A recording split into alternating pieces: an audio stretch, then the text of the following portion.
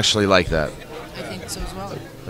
Okay, they decided to leave. This is part 2 of Scott Frost versus Mike Massey, guys. The only reason I'm for not having you re-show that is that you don't have everyone recorded, right? So you can't go back to the table 2 or table 3 and exactly. I can't so do a if you replay can't for do it table on 4 every and 3. table, Yeah. then But I tell you, a crowd has really started to swell over this. yeah, I was watching the cue ball as well. All right, what a great shot. Mike Massey, you know, I tell you what. They're coming with it on the stream, and I think that's right. He should have had the ref there watching after, after the shot. You can't. There's not a lot you can do. Yeah, the next match, I got to play the winner out of Geronimo and Shane. Man, you take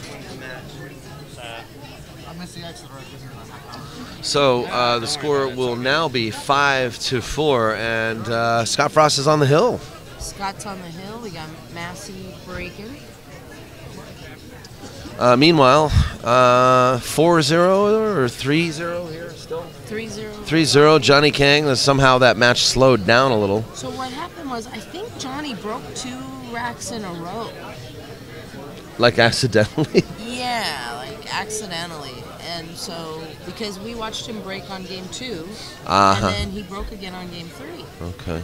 So, I don't know what ended up happening, but This playing the table. This match in the foreground here has slowed down considerably. It's still 4-3. Dick Rice now shooting against Jovan Bustamante, and maybe the argument in the back of the room. Well, Jovan was hooked. I saw him get his jump cue, or he massed. I'm not sure exactly which, but on the 4 ball, and then this is what he left for Mr. Rice. Dick Rice made the 4, and Pretty good shape on Tom Butler playing Donnie Branson over there. 1-0? No, 0-0, as far as I can tell. Well, somebody hasn't marked. That was just practice up until then? Okay. So, dry break, I guess, for Mike Massey. Or did... No, there's still 9 on the table, so Yeah. Massey came up dry.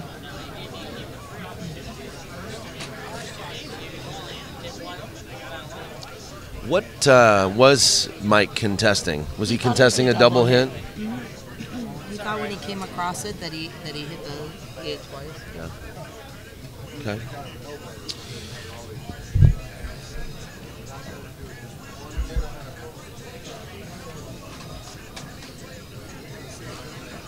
Is it bad that I'm watching Scott and all I'm thinking about is that 9 ball? It's like... Which one? No, Scott just back cut the 1 ball and came around for the 2, but if you hit it a little wider, it looked like you'd bump open that 3-9 and see what was going on. We'll play a safety here.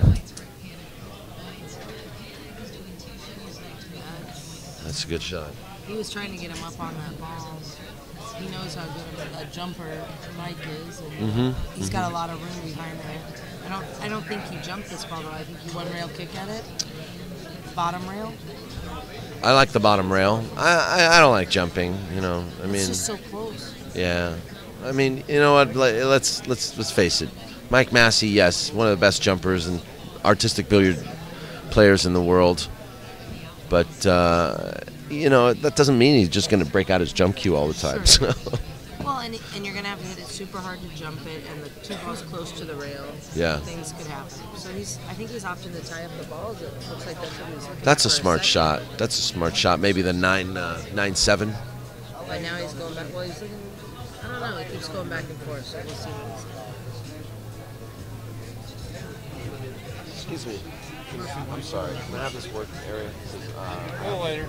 Guests and stuff. I need access to this area. Thank you. That wasn't good. He was trying to tie up the 7-9, like you said, and did not get that.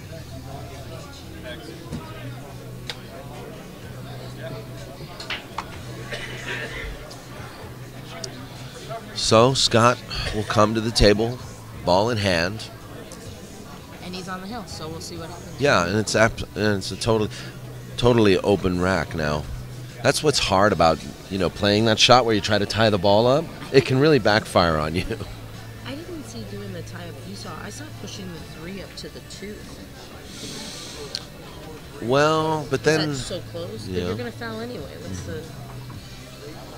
Well, I think moving the 9 away from any sort of a combo or anything like that, I think that was the smarter shot.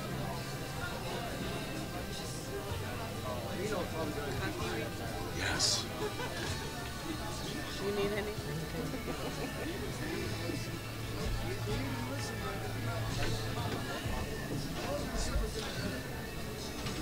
Well, when I was watching the hit, we're still talking about that on the 8 ball. I thought it was a good hit. I immediately went from the striking of the shot to the cue ball that looked like it was going to scratch. So I wasn't bearing down on watching it. Oh, he's fine. He got a good little bump there on the Yeah, he's fine. He's fine.